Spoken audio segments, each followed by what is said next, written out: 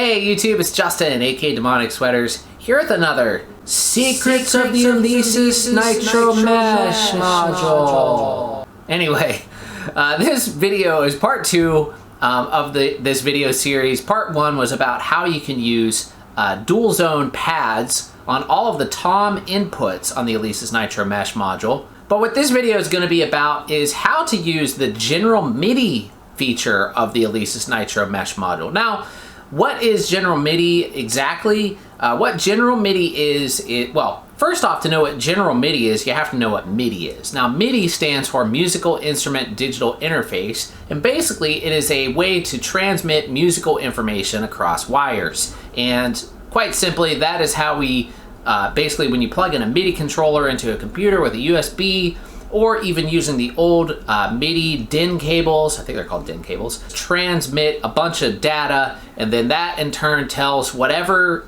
instrument it is controlling, the note that it's playing, the velocity, the pitch, tempo, other kinds of information, any musical information basically. So what general MIDI is basically a standard set of sounds that is on all of the different MIDI channels. So when you compose something using general MIDI, you know that it will have the same or very similar sounds for each channel that you create, no matter what you're playing it on. So a lot of times general MIDI will be used in video games, keyboards, like old Casios, things like that. A lot of different stuff, and the Alesis Nitro Mesh module. So what I did is I actually composed a little piece in general MIDI using the program Rose Garden for Linux, which I have right here.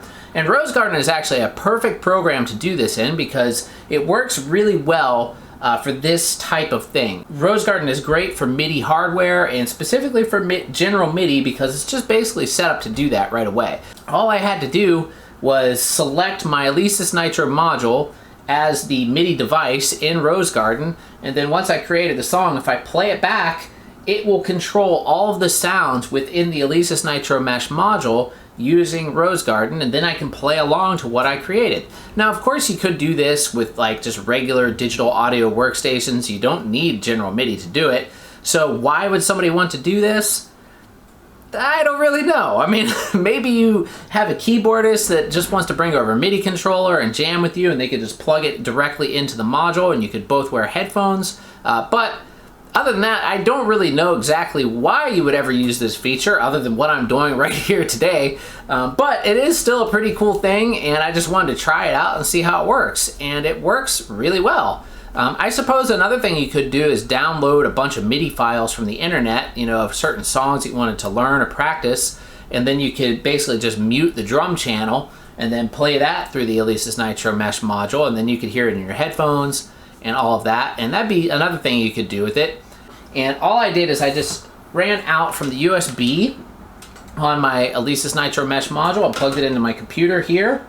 And then I have the audio outputs from the module going into my audio interface, which is also going to the computer. So what I'm going to do is play back the general MIDI piece that I created in Rose Garden, and I'm going to play drums to it and record the whole thing live. So this is what you're going to see. So here we go.